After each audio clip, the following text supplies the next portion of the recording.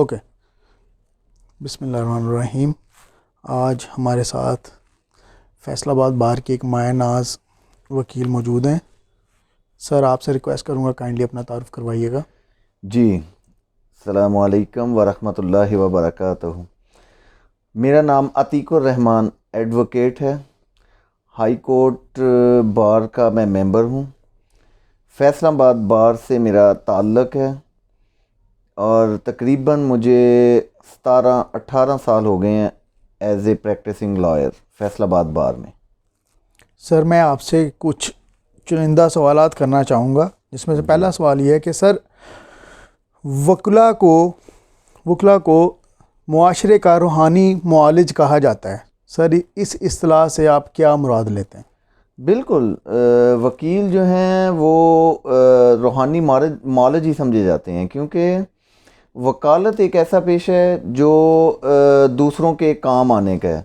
جب آپ دوسروں کے کام آتے ہیں، دوسروں کی کیئر کرتے ہیں، تو آپ ایک کامیاب لائر بنتے ہیں. پھر ہی مطلب وکالت کا پیشہ ایک بہت بہترین پیشہ ہے، جسے آپ روحانیت کی اصطلاح تک اگر کہیں تو وہ ٹھیک ہے.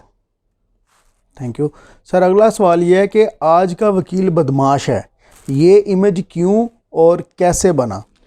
جی سر، یہ عموماً کہا جاتا ہے آج کل کہ آج کا وکیل بدمعاش ہے، آج کا وکیل بدمعاش ہے، جبکہ اس طرح بالکل بھی نہیں ہے.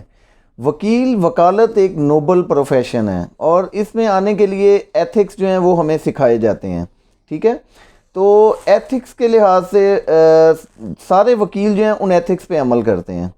ٹھیک ہے، اب آ گئی بدمعاشی کی، تو بدمعاشی نہیں ہوتی، وہ ایز اے ہوتا ہے. مطلب آپ حالات و واقعات اس قسم کے بن جاتے ہیں کہ آپ کو کئی جگہوں پہ ریئیکٹ کرنا پڑتا ہے. ٹھیک ہے، تو جب آپ ریئیکٹ کرتے ہیں کسی بھی عمل کے خلاف، مطلب کوئی ایسا عمل جو غیر قانونی ہو اور اس کے خلاف آپ ریئیکٹ کرتے ہیں، تو وہ آپ کو بدمعاشی کی اصطلاح میں آ جاتا ہے، جبکہ ایسا بالکل بھی نہیں ہے. وکیل بدمعاش نہیں ہے، وکالت ایک نوبل پروفیشن ہے.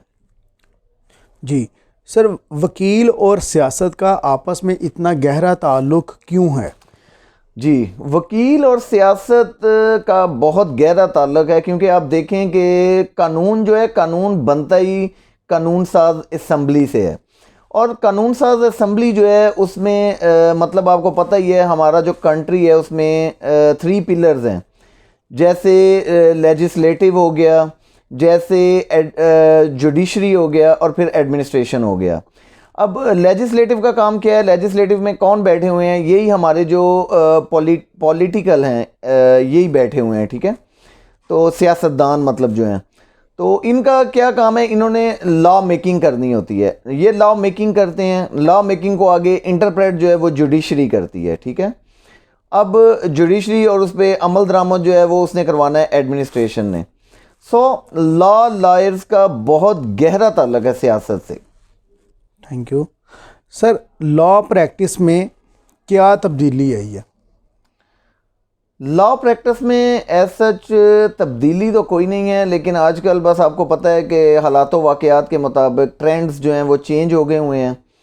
پہلے والے حالات نہیں رہے. ہر وکیل جو ہے وہ حالات و واقعات کے حساب سے جو ہے وہ ریئیکٹ کرتا ہے، اور اس حساب سے اگر دیکھیں تو پہلے ذرا پریکٹس کا اور ویلیوز تھیں، اب پریکٹس کی اور ویلیوز ہیں. سر کوئی ایک ایڈوائس جو آپ ینگ لا پروفیشنلز کو دینا چاہیں؟ ینگ لا پروفیشنل جو نئے آنے والے وکیل ہیں ان کے لیے تو یہی مشورہ ہے کہ وہ صبر سے کام لیں، استقامت سے کام لیں، کیونکہ یہ پروفیشن جو ہے شروع میں اس میں بہت محنت کرنا پڑتی ہے. شروع میں آپ کو 2 3 4 یا 5 میکسیمم 5 ایئرس تک آپ کو محنت ہی محنت ہے. مطلب آپ اگر کہیں کہ میں راتوں رات اس پروفیشن میں آ کے امیر ہو جاؤں تو وہ تو پاسیبل نہیں ہوتا کسی بھی جگہ. لیکن محنت ہی ہے، محنت کریں. پہلے آپ کو بھوک کاٹنی پڑتی ہے، سب کچھ مطلب اتنا نہیں ہوتا جب شروع میں آپ ان ہوتے ہیں اس پروفیشن میں. تو بس یہی ہے ینگ وکلا کے لیے کہ محنت کریں، صبر کریں، تو انشاءاللہ اللہ پاک کامیاب کرے گا انہیں. سر آخر میں آپ سے ریکویسٹ کروں گا آپ کی پسند کا کوئی ایک شعر. میری پسند کا شعر شاعری سے تو میرا اتنا تعلق بھی نہیں ہے، لیکن وہ بس علامہ اقبال کا ایک ہی ہے کہ پیوستہ رہ شجر سے امیدیں بہار رکھ. بنتے ہیں تیرے 4000 فی الحال 400 رکھ. واہ واہ واہ, تھینک یو سر.